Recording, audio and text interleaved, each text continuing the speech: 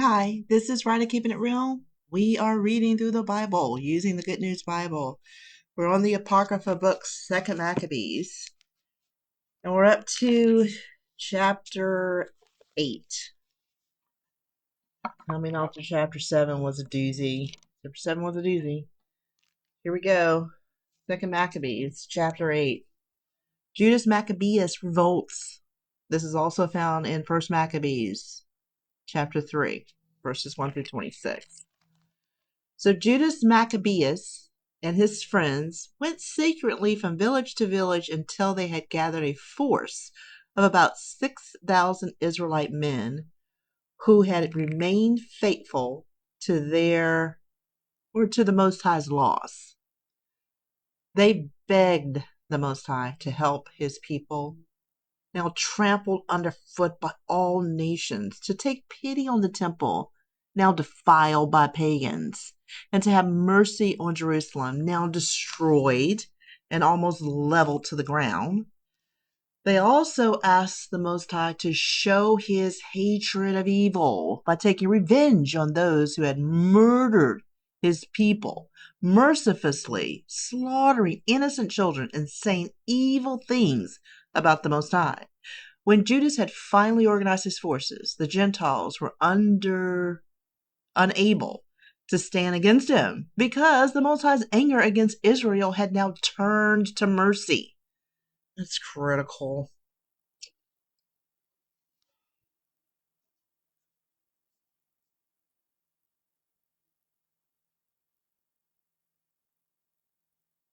I can't see it from here. Where is it? Mercy. Okay. Because the Most High's anger towards it turned to mercy. I think that's where we are now, everybody. We're at that place where his anger towards us has turned to mercy.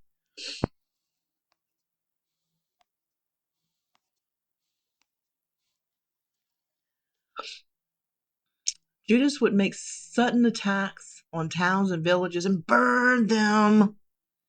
He captured strategic positions and routed many enemy troops, finding that he was most successful at night. These are things we need to learn from. People everywhere spoke of his bravery. Ptolemy sends Nicanor to attack Judas.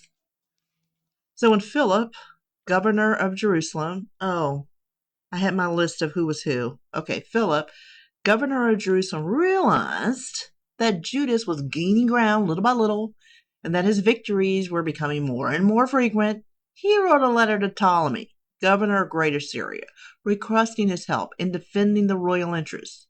Ptolemy immediately appointed Nicanor, son of Patroclus, who was also in the closest circle of the king's friends, and sent him with more than 20,000 troops of various nationalities to wipe out the entire Israelite race.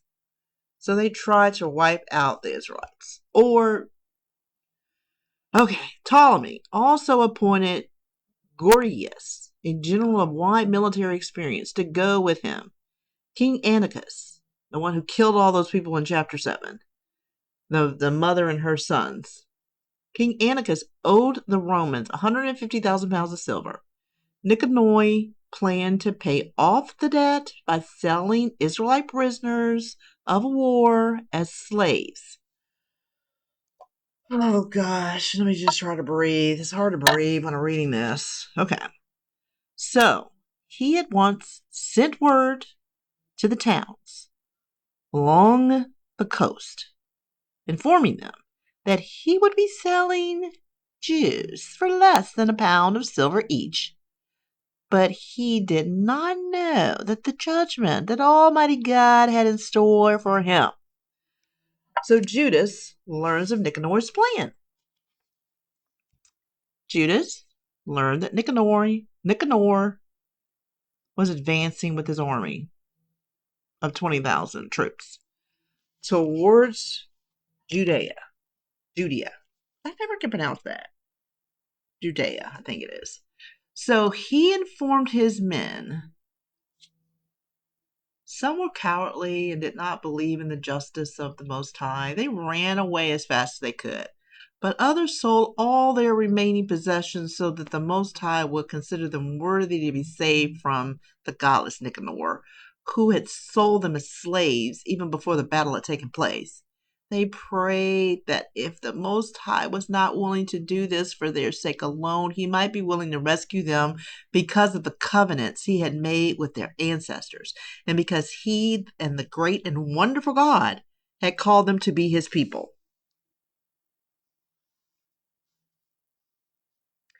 Judas brought together all 6,000 of his men and encouraged them not to be frightened or to flee in panic at the sight of the large number of the Gentile troops who were marching against them without a cause. Instead, they should fight bravely, never forgetting the crimes the Gentile has committed against the temple and how they had made Jerusalem suffer terribly and had done away with the Israelite traditions. This is the important thing. I mean, all of this is important. That they were trying to make them assimilate. They rely on their weapons and their daring.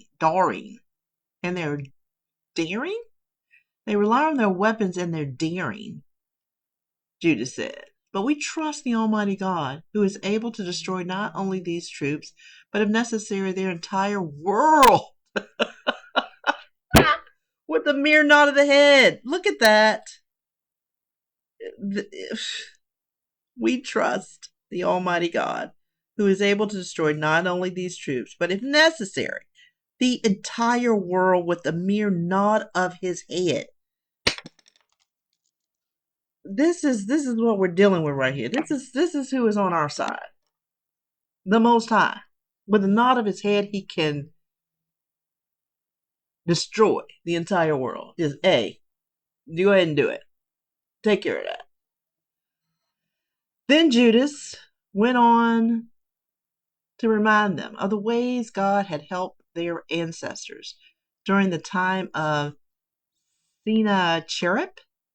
185,000 of the enemy had been destroyed, and once in Babylon, 8,000 Jews came to the aid of 4,000 Macedonians, defeating 120,000 Galatians and taking a great deal of loot, all because of God's help.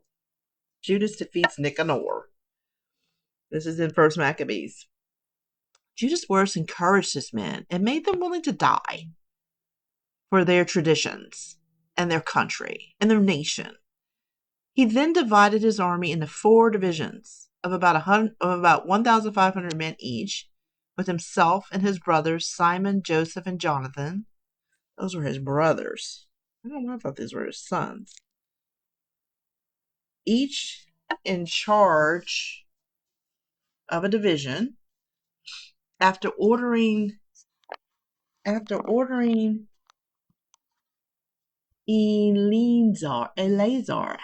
maybe if it was all together I could read it better, to read aloud. Oh, okay. From the holy book, he gave his men the battle cry, God will help us, and personally led the attack against Nicanor. Almighty God fought on their side. I mean, this is just, and they killed more than 9,000 of the enemy. Amazing. They wounded many others and put the entire enemy army to flight. They seized the money from the people who had come to buy them as slaves. Then they pursued the enemy a long way until they had to return because it was almost time for the Sabbath to begin. Today is the Sabbath for me. You may not hear this video on the Sabbath, but I read it on the Sabbath. When they had collected the enemy's weapons and looted the dead, they celebrated the Sabbath praising the Most High and giving thanks to him because he had brought them safely to that day and had given them the first sign of his mercy. Let's see. The first sign of our mercy right now is that we are standing down with what's happening in the United States right now. We're not out there marching. We are not frantic. We are not shocked or surprised. The Most High has given us a level of peace beyond understanding. When the Sabbath was over, They gave some of the loot to the victims of persecution and to the widows and orphans. Then they divided the rest amongst their own families. Afterwards, they joined together in prayer to the merciful Lord, asking him to look favorably upon his servants. Judas defeats Timothy and Bacchates. The Jews later fought against the forces of Timothy and Bacchates and killed more than 20,000 of them. They captured some very high fortress and took a lot of loot, which they divided equally amongst themselves and the widows and the orphans, old men and the victims of persecution. They carefully collected all of the enemy's weapons and stored them in strategic places, but the rest of the loot was taken to Jerusalem. They executed the commanding officer of Timothy's forces, a godless man who had caused the Jews much suffering, while celebrating their victory in the city of their ancestors. They burned alive these men who had set fire to the temple gates. The dead included Callisthenes, who had hidden in a small house, and so he received the punishment he deserved with his evil deeds. In this way, the evil Nicanor, who had brought 1,000 merchants to buy the Jews, was defeated with the help of the Lord by the very people he despised so much. He threw off his splendid uniform and fled all alone, like a runaway slave, until he reached Antioch. Oh, I mean, just try to put this in today's situation, where the people who have been torturing us for all these years are afraid and like a runaway slave, trying to escape.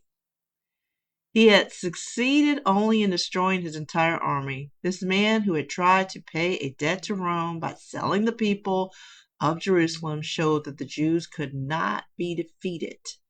God was their mighty defender because they obeyed the laws he had given them.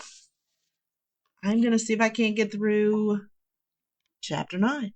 The Lord punishes Antiochus. Remember Antiochus? Antiochus was the one from chapter 7 that did all those terrible things to the sons and that mother. The Lord is getting ready to punish Antiochus. You can also read this in 1 Maccabees. About this time, Antiochus was retreating in disorder from Persia, where he had entered the city of Persepolis and took control of the city. The people took up arms and attacked Antiochus. What does this remind you of? This is what's happening now in the U.S. city of Minneapolis. They're not taking up arms necessarily, but they're going on the attack, really, by saying, we're not going to put up with this anymore. Forcing his army to retreat in disgrace. We're not there yet, but we're getting there, where ICE is kind of like backing down since they murdered some white people. When he reached Ecbatana, he was told what had happened to the forces of Nicanor and Timothy. He's like, what? He became furious and decided to make the Jews pay for the defeat he had suffered. So he ordered his chariot driver not to stop until they reached Jerusalem. Right on. With great arrogance, he said, I will turn Jerusalem into a graveyard full of Jews. But he did not know that he was heading straight for God's judgment.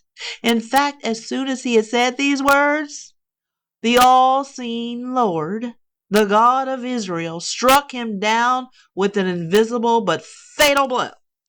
What?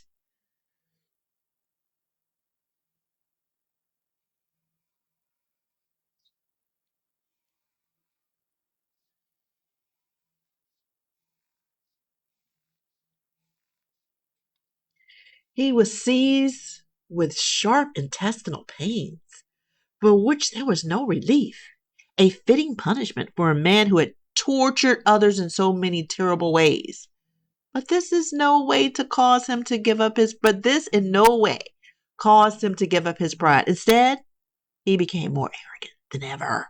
And breathing out fiery threats against the Jews, he gave orders to drive even faster.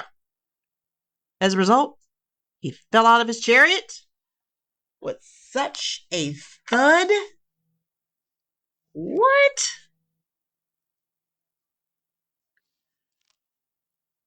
that it made every bone in his body ache. His arrogant pride made him think he had the superhuman strength to make ocean waves obey him and to weigh high mountains on a pair of scales. But suddenly he fell flat on the ground and had to be carried off on a stretcher, a clear sign to everyone of God's power. Even the eyes of his godless men were crawling with worms, and he were even the eyes of his godless men were crawling with worms, and he lived in terrible pain and agony. The stink was so bad that his entire army was sickened, and no one was able to come close enough to carry him around. Yet, only a short while before, he thought he could take hold of the stars. Antiochus makes a promise to God. He's begging, begging, begging. Antiochus was deeply depressed and suffering constant pain because of the punishment that God had brought on him. So he finally came to his senses and gave up his arrogant pride. Then, when he could no longer endure his own stink, he said, "It is right that all mortals should be subject to God and not think that they are his equal. The time of the Lord's mercy has come to an end for Antiochus, but this worthless man made the Lord a promise. I once intended to level Jerusalem to the ground and make that holy city a graveyard full of Jews," he said. "But now I declare it a free city. I had planned to throw out the dead bodies of the Jews and their children for the wild animals and the birds to eat, for I did not consider them worth burying. But now I intend to grant them the same privileges as the citizens of Athens enjoy. I once looted the temple and took its sacred utensils, but I will fill it with splendid gifts and with better utensils than before, and I will pay the cost of the sacrifices from my own resources. Besides all this, I will become a Jew myself and go wherever people live, telling them of God's power." This is his last-ditch effort to get all this to stop. Antiochus' letter to the Jews. Antiochus was in despair and could find no relief from his pain because God was punishing him as he deserved. So he wrote the following letter to the Jews. "King Antiochus, to the Jews, my most distinguished subjects, warm greetings and best wishes for your health and prosperity. I hope that you and your families are in good health and that all goes well with you. My hope is in God, and I remember with a deep sense of joy the respect and kindness that you have shown me. On my way home from Persia, I felt violently ill, and so I thought it best to begin making plans for the general welfare of the people. I have not given up hope of getting well. In fact, I am fully confident that I will recover. But I recall that my father used to appoint his successor whenever he went on a military campaign east of the Euphrates. He did this so that if something unexpected happened or if some bad news came by, then his subjects would not be afraid, for they knew who had been left in command. So, also, I been also I know how the rulers along the frontier of my kingdom are constantly on the lookout for any opportunity they may come along. This is why I have appointed my son Atticus to succeed me as king. I have frequently entrusted him to your care and recommend him to you. When I went on my regular visits to the province east of Euphrates, he is receiving a copy of the letter which follows. Now I strongly urge each of you to keep in mind the good things that I have done for you, both individually and as a nation, and to continue in your goodwill towards me and my son. I'm confident that he will treat you with fairness and kindness, just as I have always done. And so, this murderer, who had cursed God, suffered the same terrible agonies he had brought on others. and then died a miserable death in the mountains of a foreign land. One of his close friends, Philip, took his body home, but because he was afraid of Antiochus' son, he went on to King Ptolemy Philometor of Egypt. Okay. That was 2 Maccabees, chapter 8 and 9. We were now introduced to Judas Maccabeus and how he just, with the help of God, took down all these armies. And then we saw how God punished Antiochus, where with the nod of the head, the Most High can do whatever he wants. And you better believe it. You better act like you know. This is where we are, people, in the world. This is where we are. You better know what you're dealing with. What you're dealing with is you're dealing with an almighty power and his people. And y'all have messed over his people for 400, 540 years. So you're going to get what you're going to get. And you get ready to see this play out in real life. It's no doubt get ready to happen. So homeboy's here like, what has happened to me? My life as I know it is no more. I am no longer the king. And now I'm trying to plead my case. Like, I'm a goody two shoes and I'm going to do good for you when I know, God knows that I'm not. God's like, you can say what you want. This is how you get ready to go out. You're going to go out just like this. And that's what happened to him. This is interesting. And like I say, I challenge people, especially young people, and grandchildren, if you'll listen to this one day. Read these stories in real life. This is the reason they took this out is because you can look this up. This really happened. You know, some of this other stuff, I don't know how to tell you to look it up. This you can look up.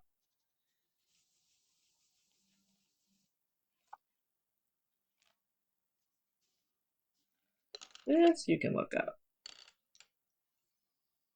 Fitting in. So you're not getting away with anything, in other words. So all these people who, you think are getting over right now, and people don't know what to do, and oh my God, they're complaining, and oh Lord, what do we do? What do we do? This is horrible. They're just not obeying the law, and they're killing people willy-nilly. I mean, God's people who have been through this for 400 years. I can't speak to 400 years, but I can speak to my 60. Where you're sitting there like wondering, what are these people getting over? And they acting like they're not getting over. They acting like they don't have an upper hand. They ain't not smarter. You just got to be nice to them because they're mean as hell. And they're crazy as hell. And you watch your parents like deal with a bunch of shit.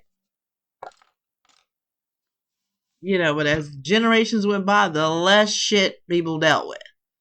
So right now, we are calm and at peace because it's like, what more can you do to us? And now you can't do anything because our God is on our side. So here you are. You're here. You're getting to this point. Be afraid. You should be afraid. The other nations should be very afraid right now because this is where we are. So with that was 2 Maccabees, chapter 8 and 9. So until next time, try to keep it real.